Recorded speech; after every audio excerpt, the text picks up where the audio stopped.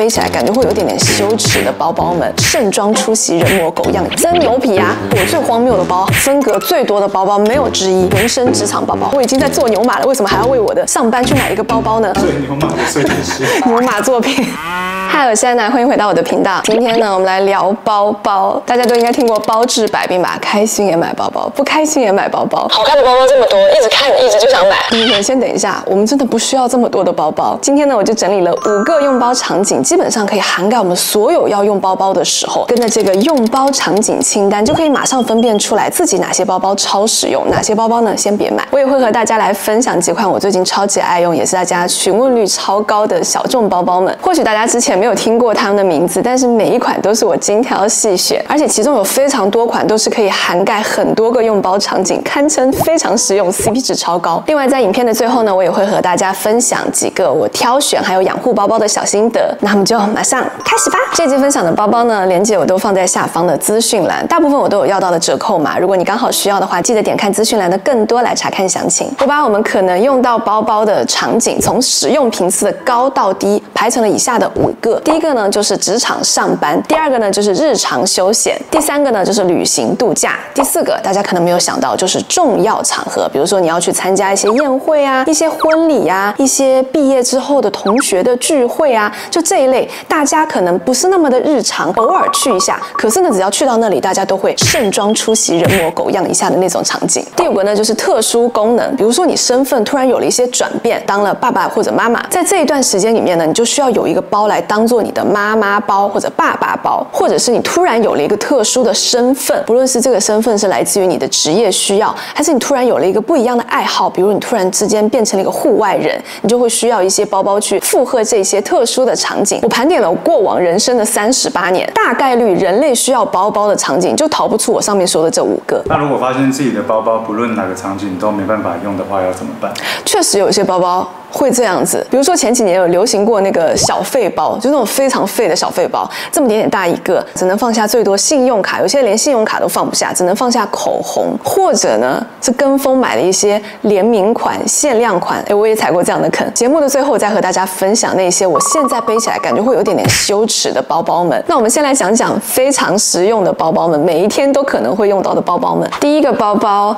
来自 Oleada 的 Anywhere Any Duffel City。不瞒大家说，这个包包的名字我刚刚还看了一眼小抄，它实在是有点太复杂了。虽然名字很复杂，这个包包呢却是涵盖了我非常多使用场景的一个超级无敌实用的包包。基本上我在生活中不知道背什么包包的时候，就会直接拎这个包，一拎就出门了。除此之外呢，它还是我的登机包、健身包，没有什么着装需求时候的一个上班包，甚至是妈妈包。带小朋友出门的时候，我非常喜欢带这个包包。最近呢刚好是暑假，有非常多的观众都在规划出行嘛，所以我想说我先把这个包包拿出来和大家分享。这个包包我一拿出来，大家应该都发现了，拿起来呢是一个这样子波士顿包的一个形状，看起来它是一种皮纹的感觉，但它其实不是皮，它是那种科技布，而且是防水的科技布料。这个包包呢在没有装东西的时候，自重真的非常的轻。最早第一眼看到它的时候，就觉得跟我之前非常喜欢的，大家也询问度非常高的 Longchamp 的这一颗非常的像。其实 Longchamp 这一颗我也非常的喜欢，但是它有个问题，就是它里面的分隔做的不是很好。你打开之后，里面是一个没有分隔的一个套房。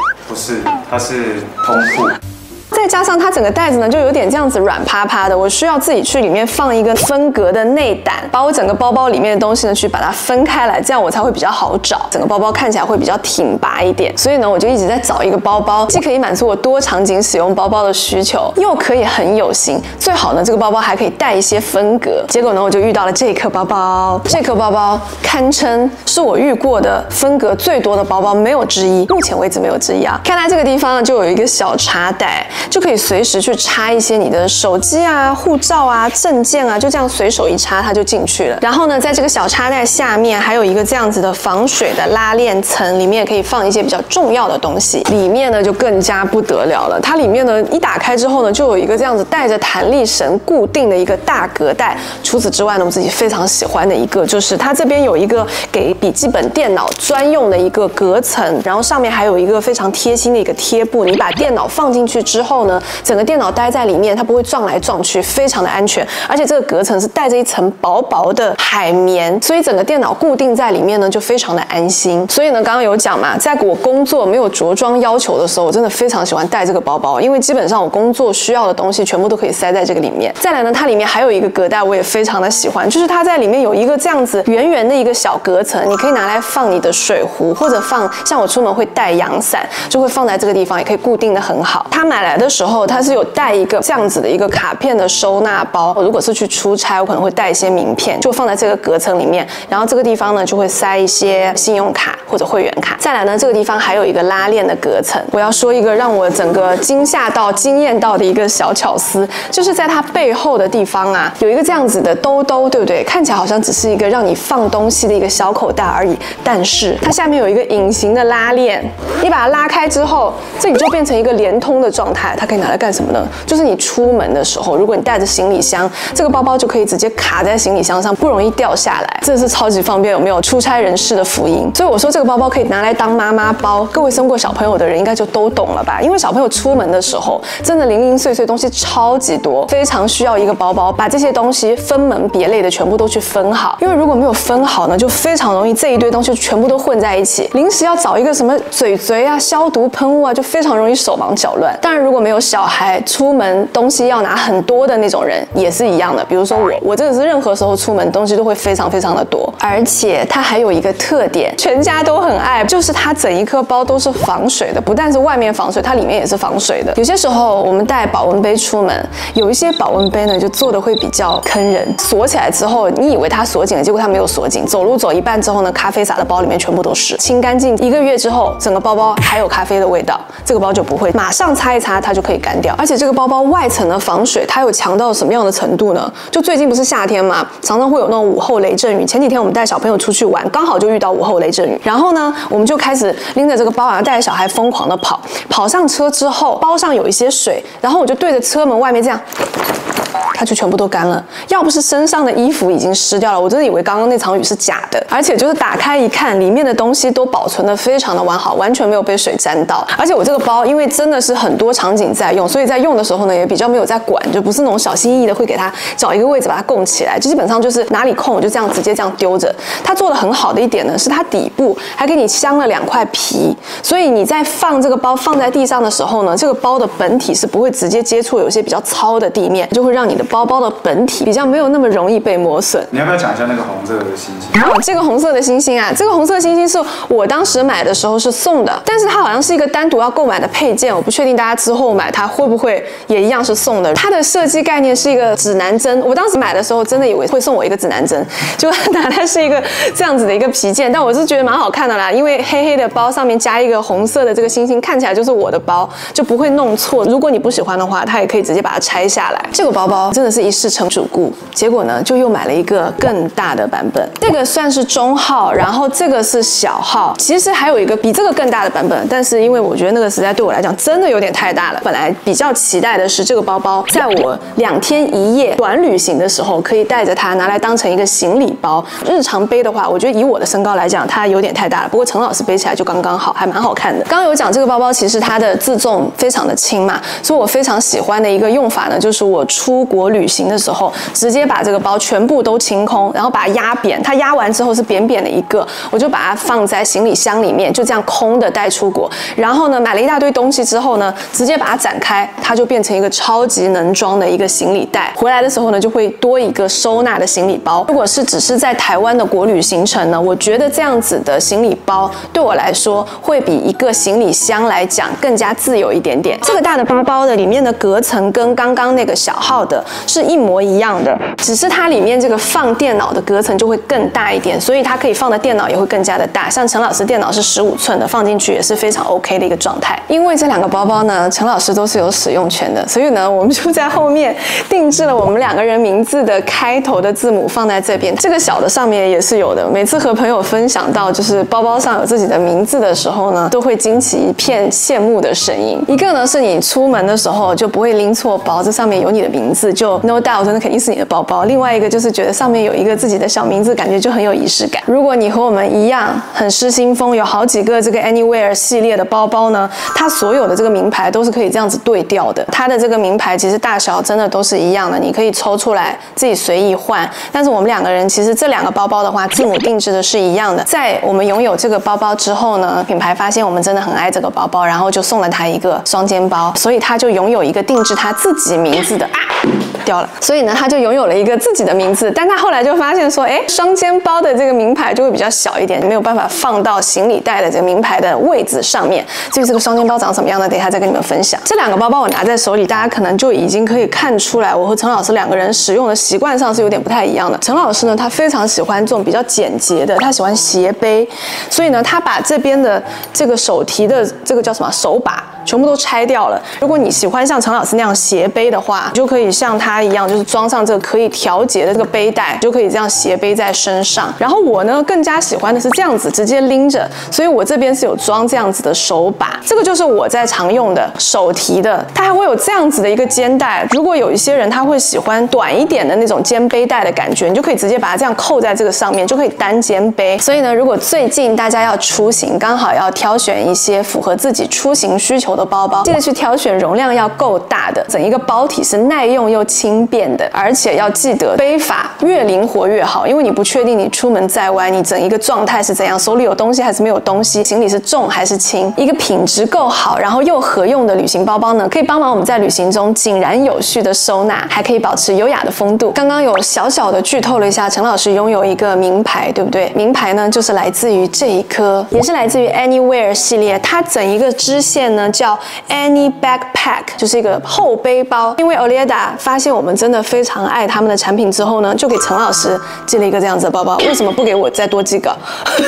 让他拥有了自己的名字，所以他的名字呢就写在了这个地方。这个 Any Backpack 呢，因为它整一个系列还是属于 Anywhere， 所以它其实不论是从这种手提把，然后背带这种皮件，还是说它整一个布料来讲，跟刚刚我讲的那两个行李袋是一模一样的，只是说它整一个造型是双肩包。因为出门在外，有些时候如果你希望解放双手，比如说手里东西很多的时候，双肩包绝对是一个非常棒的选择。今年也有非常多精品的大牌的包包，除了这样子轻量化又可以兼顾时髦度的包包，像这类包包，我觉得不但是男生适合，女生也适合。其实它背起来就是帅气又实用。这个包包是不是也有很多个 size？ 对，这个对，这个是符合陈老师身高，他181公分的一个比较大的。如果你的身高比较娇小一点呢，可以去选择一个比较小一点的 size 来符合你自己日常的需要。这个包包呢，官方说它的背法一样是有4种背法，有双肩背、斜挎，然后也可以单肩背，然后也可以手提。但是因为陈老师这个包包它是足足16公升这么大，基本上跟我的上半身一样大的。我的身材的话，斜背也好，单肩背也好，其实对我来讲应该看起来都是蛮怪的。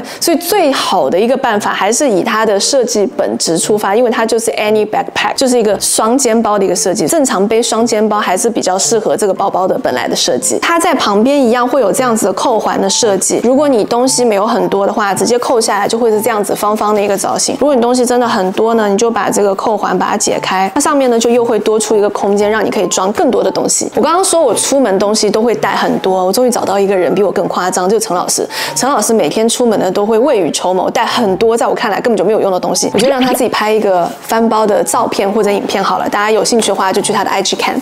这两个包包呢，是我上班的时候背最多的包包，两个不一样的颜色来搭配我不一样的穿搭。对于上班的包包呢，我个人的要求就是一定要够大，它要装得下我的电脑，还有 A4 的档案，所以尺寸上来讲，肯定会比我日常出街的包包要来得更大一点点。外形上来讲呢，这类包包我就会看3个地方。第一个呢，就是先看这个包包的皮质；第二个呢，就是看这个包包的五金；第三个呢，比较细节了，我会看一看它的邮边。我个人的喜好，上班的包包它必须是非常优质的真皮。皮，我非常喜欢牛皮的包包，因为一来呢材质比较硬挺，再来呢也比较耐用。另外呢，办公的包包虽然很大程度上从功能上来讲，其实就是来装笔电啊、档案啊这些东西，但是呢它一样是作为我工作 look 的一部分，所以颜色还有款式经典耐看对我来说也非常的重要。还有很重要的一点就是我工作的包包肩带绝对不能太细，因为通常满足我上面2个需求的牛皮又可以装什么电脑、file 这些东西，通常整一个包包的重量是蛮重的。那如果包包的肩带太细呢，你在背它的时候就整一个肩膀这边会勒出痕迹。丝质的衣服，你如果背那种肩带非常细的包包，再加上重量很重的话呢，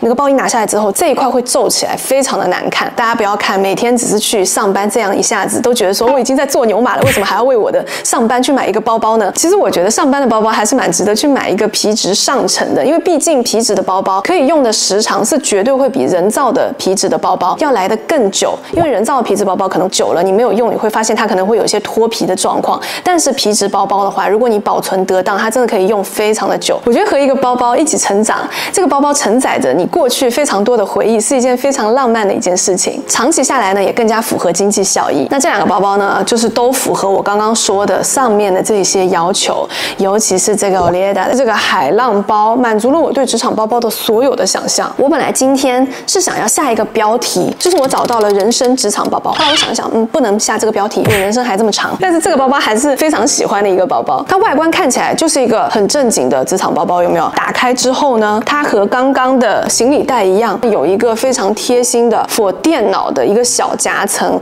我非常的喜欢。像这颗包包我也很喜欢，但是它打开之后呢，里面是正常的包包的那种隔层，就是空的，所以你电脑放在里面呢，就会晃啷晃啷一直晃，我就会需要再去给电脑买一个绒布的包包，这样子它整一个表面才不会很快的被划坏。但是呢，像这一颗包包，它这里有一个夹层，你电脑放在里面，然后把它扣起来之后，它就会保护得非常的好。这个设计师啊，一看就是有好好上班，非常懂我们这种牛马的心情。那这个包包呢，除了非常符合想象呢，你可以这样子手拎它，单肩背它，也可以斜挎之外呢，它还有一个非常棒的设计，它的这个背带还可以变成双肩背。有些时候你去出差嘛，你要穿的比较正式一点点，但是呢，又希望整一个路上你可以把手空出来，买一个咖啡啊，手里拿个什么东西，所以你就会希望说，它如果是个双肩包的话，那该多好。这个时候呢，你就可以用双肩背的方法。之前有观众给我留言说自己的肩膀有高低肩的问题，没有办法背那种单肩背的背包，问我可不可以推荐一下又可以 for 职场又可以背起来舒服的包包。那我觉得这个包包就非常的合适，它不会像一般的运动的双肩包包那样子，背起来整个风格好像跟职场不是那么的契合，然后又不会像一般漂漂亮亮的职场包、皮包这样子背起来让你的肩膀没有那么的舒服。既然拿出了这个背带，就和大家展示一下我刚刚为什么说这个设计师一定有好好的上班，非常牛马的一个设计啊！多宽，非常的厚，而且它摸起来是那种短腰的那种感觉，很柔软。我这样子的包包其实有非常非常多个，大牌的也有，设计师的也有，但是这个包包的背带真的是我背起来最舒服的一根，没有之一。最牛马的设计师，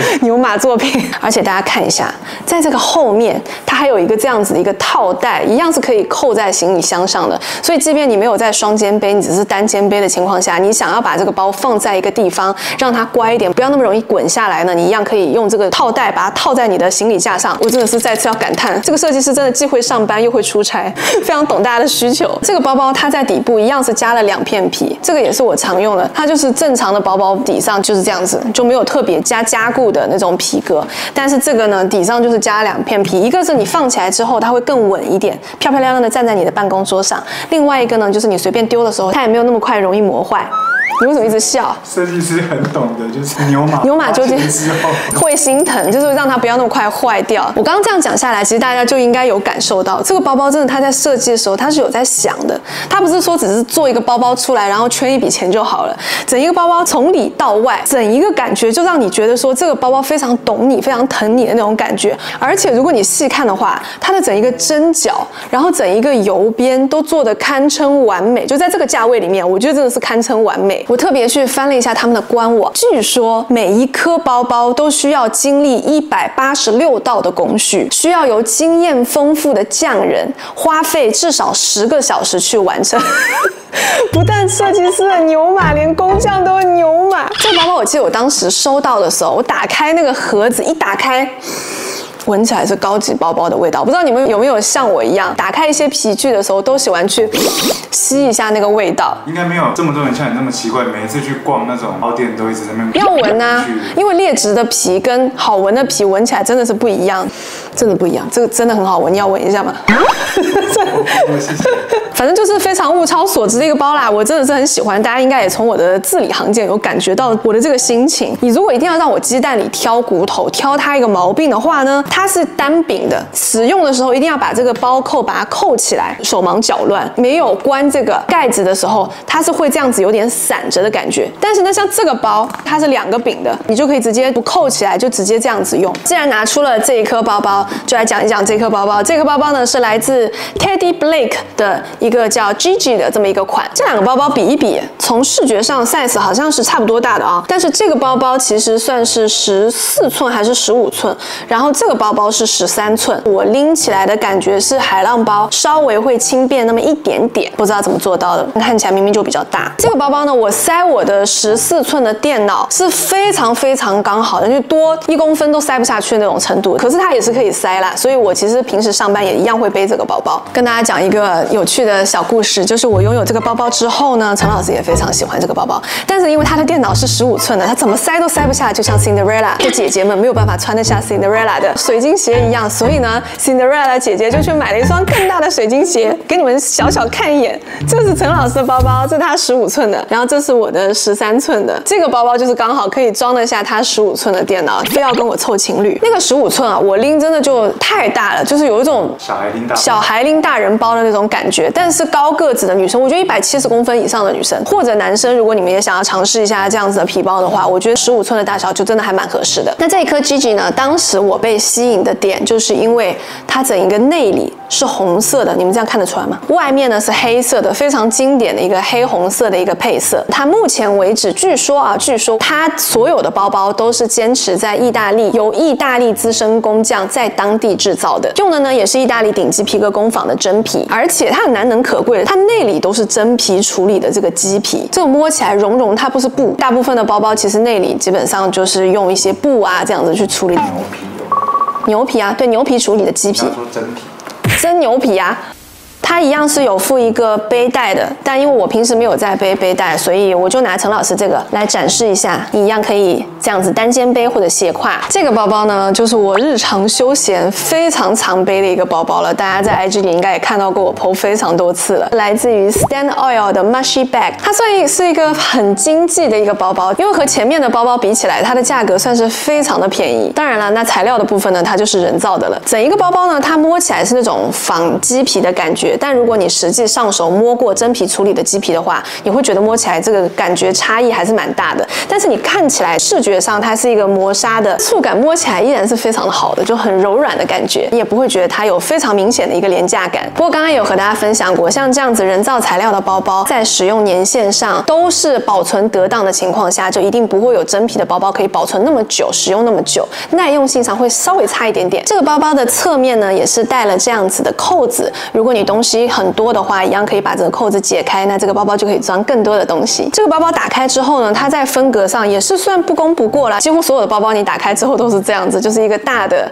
开放的一个格子，然后加上侧面2个小兜都可以让你去放一些小东西。这个包包我觉得如果你只是作为日常搭配的话，我觉得还是一个非常不错的潮流之选了。毕竟如果你休息的时候外出，随身带的东西应该也是不会太多，所以包包就算小一点，没有那么能装也没有关系。这几年偏小 size 一点的包包依然是流行的风向标，所以呢，我有的时候也会背这个小包包。今年是不是有很多人对这样子方盒形状的小包包非常的心动？这个小方盒的名字呢叫 Mini Anchor。比起类似造型的这样子的小方盒来讲，它算是非常能装的。我打开给大家看一下，刚好最近有在用这个包，满满登登的，我甚至连雨伞都可以把它装下去，然后再加上我的太阳眼镜，然后再加上我的钱包，甚至如果我需要的话 ，iPad mini 在这个包包里面也是可以装得得下去的。所以呢，这样子非常能装的小方盒，对于日常生活的适配度也会非常的高。简易克包包呢，用的也是意大利的头层牛皮，然后它的纹路呢是荔枝纹的，摸起来也是非常的柔软，而且你细看的话，它整一个荔枝纹的饱满度非常的高。大家在挑包包的时候，如果你刚好也是要挑到这样子有纹路的皮革的包包，可以去看一下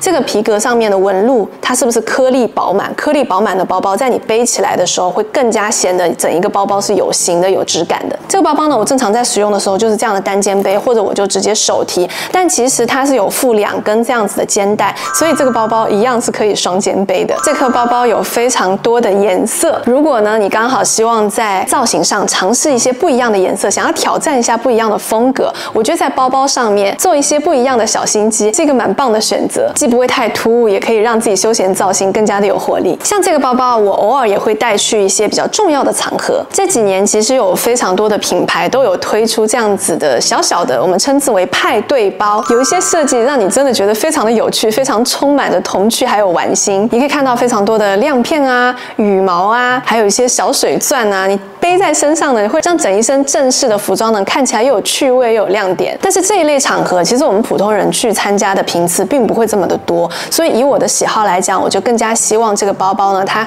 既可以在这样子的正式场合可以用，然后我的生活中也可以用。比起刚刚我说那种非常有趣的造型来讲，我希望它整体的造型可以更加的简洁一点。所以呢，通常这一类包包我在选择上都会选择剪裁也好、造型也好、颜色也好，都是又简洁又大方又经典的款式。除了像这个 mini anchor 之外呢，这个包包也是我非常常用的，在这样子场景下重要场景，并且可以横跨生活场景使用的。这个包包呢是来自于 Carfume 的叫 Stance Wallet。这个包包呢，它的皮质还有五金一样非常的上乘，但你从它的名字里就可以听出来，它其实是一个钱包，就是一个可以背的钱包。所以呢，它里面的隔层的设计也非常的简洁，它里面有一个这样子的一个比较大的开口，本来是设计给到放现钞的，下面就会有一些小的格子，让你拿来放信用卡。在另外一个大开口呢，就是让你去放一些你随身的一些小杂物。不过呢，以我个人的使用喜好来讲，我会比较介意我的什么口红啊，或者卫生纸啊，或者手机啊和钱放在一起。所以呢，其实这个包包我是没有直接放现金在里面的。它的扣子呢也是有2种扣法，东西比较少，希望它更窄一点的话呢，就是扣上面的这个扣子。如果你希望它可以宽一点，就是扣这个扣子，就有2种扣法。如果我希望在里面塞一个小钱包，然后再放一个补妆的气垫，再塞一个手机，整个包其实就已经非常满了。所以它的容量上呢，就没有像这一颗 mini anchor 这么的让我觉得很方便。因为像现在女生出门，我们真的零零碎碎的东西就非常的多，我们要带补妆的东西，然后我们要带手机，我们要带钱包，还要再带一个那个 vlog 的小的那个机器。所以如果大家想要多场景使用的话，在选择包包的时候也要注意一下包包的尺寸。不过如果要说是在正式场合使用的话，我觉得这2个包包都算是品质上乘又不抢戏，优雅又不失个人风格，所以这2个包包我都非常的喜欢。那在最后呢，我也想和大家来分享一些我在挑选包包还有养护包包上面的一些小心得。这些小心得呢，不论这个包包的价格是多少，不论它的品牌是怎么样，是精品包还是小众包，都非常的合用。第一个呢，就是不要盲目的跟风短期的潮流。现在我们打开社交媒体，常常会看到非常多的搭配美图，每一张图你就会觉得说，哇，真的是被烧到，每一个东西都好好看，这衣服也好好看，裤子也好好看，包包也好好看。但是呢，在这样的跟风下，就常常会买到一些可能你并不是那么需要的东西。就像我刚刚在开头的时候和大家分享过的，前几年非常流行的那种小费包，与其说小费包是包，我觉得把它当成是一个配饰更加的合适一点点，因为毕竟它真的非常的小，小到连信用卡可能都放不下。又或者是一些限量款的包包，尤其是一些精品的大牌，非常喜欢跟一些艺术家、一些有名的 IP 搞一些跨界的联名。这类包包呢，通常为了迎合主题，为了让这个包包看起来非常具有艺术感，所以呢，常常会用一些比较夸张的设计的元素，或者夸张的颜色，又或者呢是造型非常的奇特。其实我也拥有一些这样子的包包，没错，是一些，不是一个。来给大家展示一个我最荒谬的包好了，没错，这是包，大家不要觉得奇怪，它真的是一颗包，可以打开的。等一下，为什么已经卡住了？来。它真的是一个包啊！当时是不是有个背带？其实我都忘掉。这是一个胶水壶的包，我实在是想不懂什么样的造型我可以搭配这样的包。但是我在广告图里看到，我就觉得它好可爱哦。这个包已经有非常多年了，它甚至已经有点发霉了。唯一的用处就是可能可以给我女儿用在她幼儿园的惩罚上面，说不定可以拿来当道具啊，拿走。像这一类包包呢，除非你真心想要来收藏，不然这类包包买来真的就是有点浪费。所以大家在买包包的时候呢，充分考虑一下自己的需求，不要觉得网红或者明星人手一只就觉得自己一定要买一个，要不然哪天真的退流行了，真的只有吃灰的份。第二个小心得呢，就是不要忽略材质的耐用度还有维护成本。很多包包你看它放在架上的时候，整一个设计非常让人心动，看起来布灵布灵的，很多亮片，很多水钻，还有漂亮的小羽毛在上面。这一类包包虽然看起来漂亮，用起来其实也是蛮漂亮的，可是呢，你在维护的时候就是要花一点心思。对我们普通的人来讲，你在使用包包的时候，这个包包最大的用处还是帮我们来装东西嘛。如果这个包包它太容易被磨坏，使用上呢真的非常的娇贵，非常娇气的话，其实会给我们带来额外的麻烦。如果一个包包你在买的时候，你希望尽可能多的去使用它，那你在买的时候就必须要考量它是不是真的耐磨。毕竟一个包包够耐又够经典，才可以陪伴我们更久。第三个小心得呢，就是使用正确的养护方式。有非常多的人拿到包包之后，会不会非常的兴奋，然后就觉得说啊，我要好好的爱护这个包，我要去买一罐养护油来擦满这个包包，让整个包包看起来油亮油亮的。比如说我，对，陈老师就是一个非常爱给一切东西擦油的人，千万不要 no no no， 除非这个油呢是原厂跟你说你可以用这个油，并且非常明确的告诉你一天用几次，或者一个月用几次，或者几个月用一次，要不然我就是非常建议大家不要自己去开发养护包包的小方法。还有一种，我觉得也是会打到非常多的人，很多人喜欢拿酒精来清洁东西 ，including 你的包包。很多人看到自己的包包脏了，就觉得说拿酒精去擦一擦，不论是真皮还是人造皮，但凡拿酒精上去，它都会很快的这个皮就坏掉，甚至脱皮。所以呢，如果你已经挑了一个比较优质的皮革的包包，请大家记得它其实不需要很多额外的保养方法，在使用的时候呢，就记得尽可能不要让它淋雨，不要碰水。如果有脏的地方呢，就拿干布擦一擦就好了。